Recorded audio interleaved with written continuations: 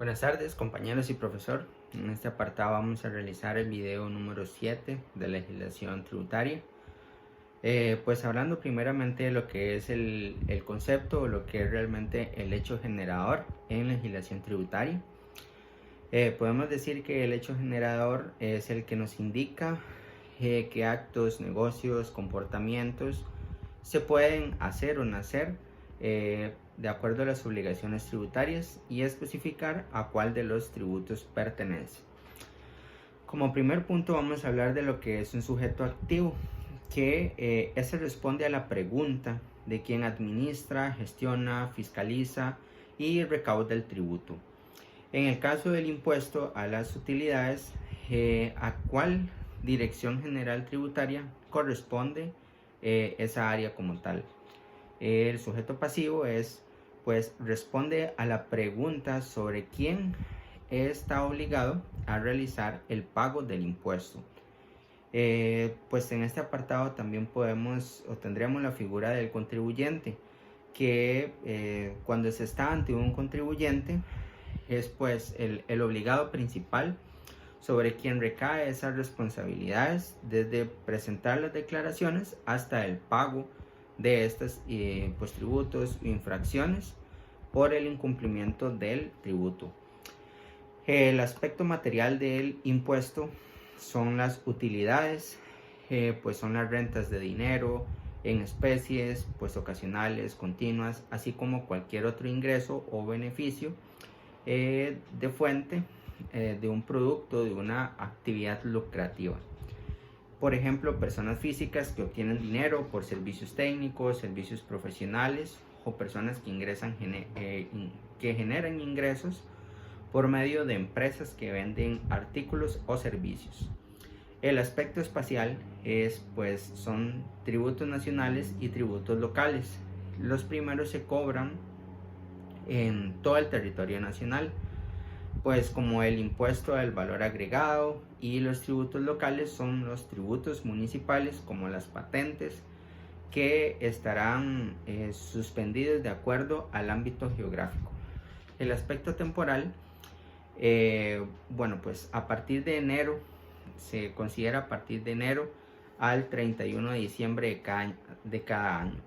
La administración tributaria establece de forma general y por medio de una resolución publicada en la Gaceta los periodos de estos impuestos con fechas de inicio y de cierre distintos a la rama de la actividad que se desarrolla y pues también siempre y cuando no perjudique los intereses fiscales. El aspecto cuantitativo es uno de los temas más delicados a nivel tributario, ya que en este es mediante el cual se cuantifica el tributo para determinar pues su base imponible. La base imponible es la densidad o medida del aspecto material al cual se le va a aplicar ese porcentaje. La renta bruta es el conjunto de ingresos o beneficios percibidos en el periodo del impuesto por medio del sujeto pasivo. Esto es por la realización de alguna actividad lucrativa. Los gastos deducibles no es todo gasto que tenga el contribuyente que pueda aplicarse una renta bruta, como por ejemplo el gasto de un abogado o una empresa textilera no podrá aplicar gastos sobre la matrícula, por ejemplo, de un colegio privado o una acción de, por ejemplo, un club social. La renta neta dice que es el resultado de deducir la renta bruta a los costos y los gastos útiles como tal, necesarios y pertinentes para poder realizar una utilidad en beneficio de pues las accionistas o los quienes hayan aportado, ¿verdad? Estas deben de ser respaldadas por comprobantes y registradas dentro de la contabilidad. Ahora bien, el hecho generador de las cédulas de las rentas de capital inmobiliario y las ganancias de capital inmobiliario son las que vamos a estar analizando en este apartado.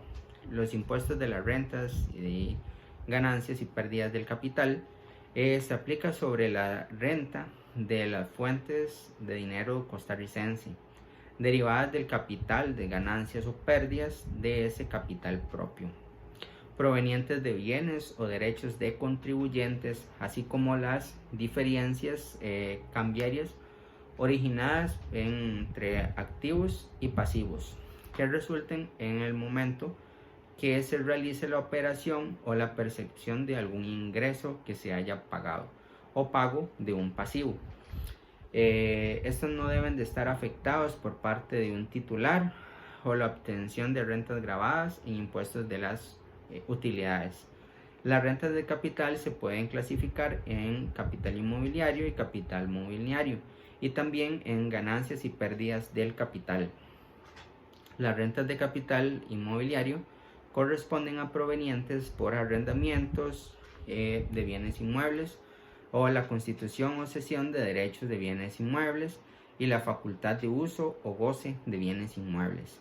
Las de capital mobiliario son obtenidas por préstamos de terceros, préstamos a terceros con fondos propios, incluyendo pues los repartos de valores, arrendamientos de derechos de uso para goce de bienes muebles, como los derechos de llaves, regalías, propiedades intelectuales intangibles.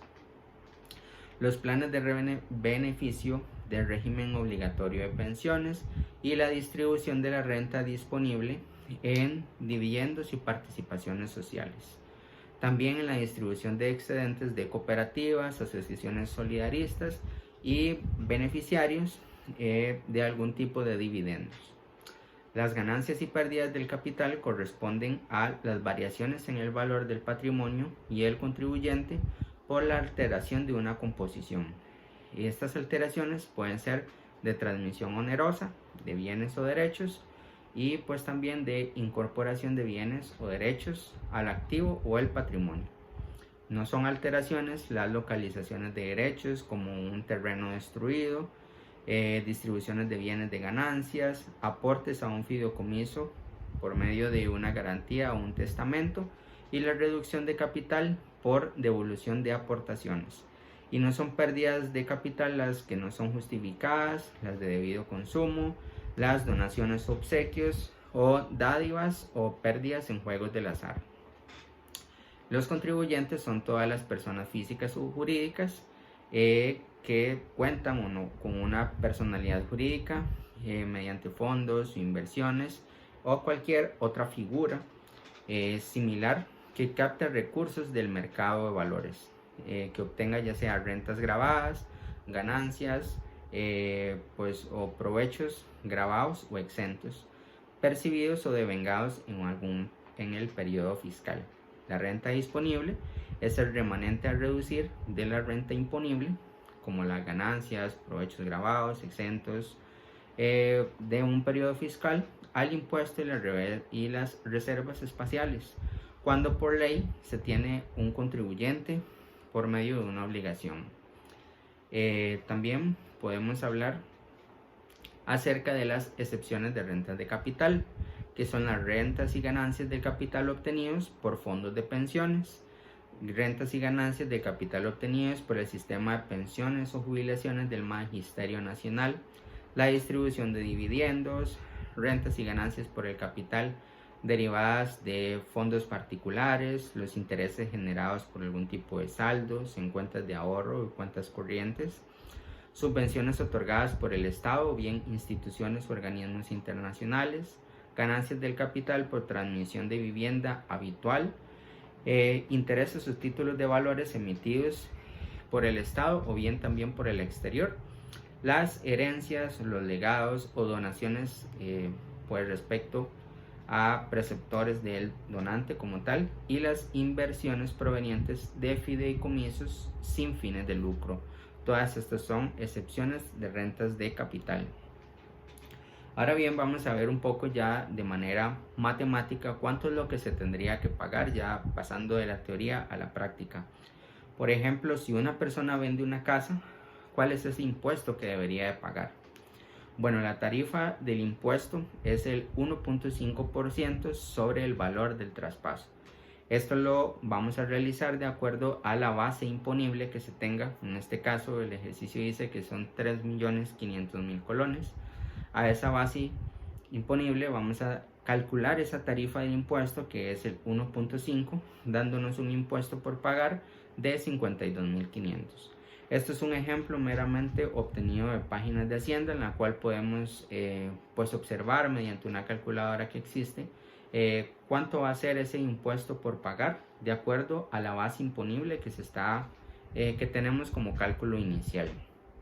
Ahora bien, vamos a hablar un poco de si uno alquila una propiedad, por ejemplo 1.000.000 de colones, cuánto es lo que se debería de pagar. Entonces, igual ahondado muy de cerca con la información de Hacienda y la regla general, pues de acuerdo al nuevo capítulo de rentas del capital inmobiliario, que son los alquileres, establece que tales ingresos se deben tributar mensualmente con una tarifa del 15% y con una deducción automática de los gastos, sin necesidad de comprobantes, ya sea facturas electrónicas o contratos.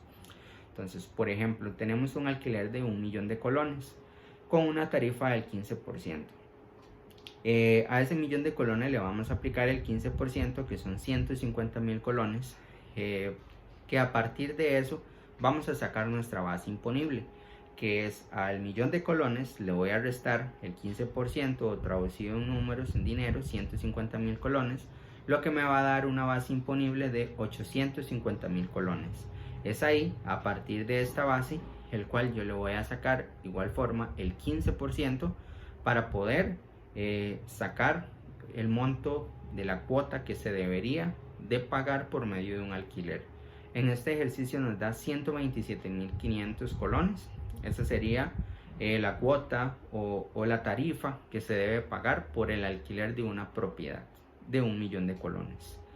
En este ejercicio pues pudimos ver no solo la parte teórica, que es muy necesaria y muy importante para nuestro conocimiento como estudiantes, sino también la parte práctica que nos sirve para poder, de acuerdo a cualquier ejercicio por realizar o bien para un futuro, poder conocer cuáles son estas bases y cuáles son estos impuestos que se deben cancelar. Entonces, pues realmente el video y la información fue muy beneficiosa para mi conocimiento. Espero de igual forma sea muy beneficioso para ustedes y que les quede con bastante claridad lo expuesto en este video. Muchas gracias por su atención.